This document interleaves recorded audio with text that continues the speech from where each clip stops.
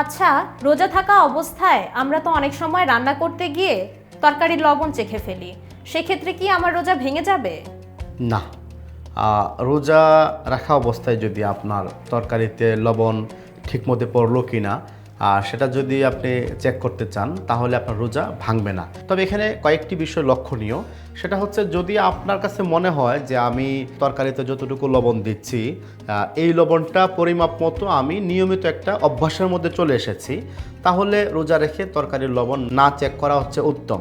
একই সঙ্গে যদি আপনার ফ্যামিলিতে এরকম কোনো লোক না থাকে যিনি ধরেন সামান্য লবণ এদিক সেদিক হলে এটা নিয়ে খুব একটা উচ্চবাচ্য করেন না, তাহলে রোজা রেখে তরকারির লবণটা না চেখে দেখাই হচ্ছে উত্তম। যদি এরকম হয় যে আপনি ভুলে যাচ্ছেন আসলে কতটুকু দিলাম, স্বাদ হবে কি না, কিংবা এটা নিয়ে পরবর্তীতে ফ্যামিলিতে মন খারাপ হবে কারো, তাহলে আপনি চেখে দেখতে পারেন, এতটুকু ইসলাম আপনাকে অনুমতি দিয়েছে। তবে অবশ্যই লবণটা চেখে দেখার সঙ্গে সঙ্গে আপনি থুতু ফেলে সেই স্বাদটা ফেলে দিতে হবে কিংবা কুলি করে নিতে হবে।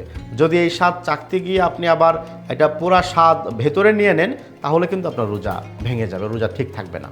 আচ্ছা, তরকারি না হয় আমরা প্রতিদিনই রান্না করি, কিন্তু শরবত তো আমরা প্রতিদিন করি না।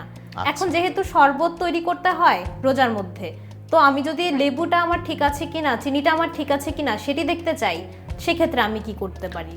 এই ক্ষেত্রে আমি বলবো যে উচিত হবে শরবতে লেবু কিংবা চিনিটা ঠিক মতো পড়লো কিনা এটা চেখে না দেখাই।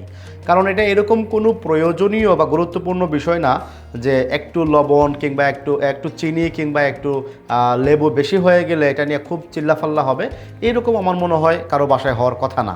এই জন্য আপনি এইরকম সিচুয়েশনে না চাখাই ভালো। তবে যদি এরকম ফ্যামিলির কেউ থাকেন যিনি শরবতে একটু বেশি চিনি হওয়ার কারণে খুব বেশি আপনার উপরে রাগ দেখান, তাহলে আপনি সেটাও চেখে দেখতে পারবেন।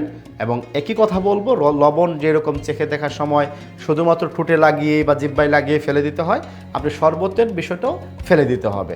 কোনো স্বাদ কিংবা কোনো পানীয় আপনার ভেতরে নেওয়ার সুযোগ থাকবে না। অনেকগুলো বিভ্রান্তি দূর হলো, আপনাকে ধন্যবাদ। জি, আপনাকেও ধন্যবাদ।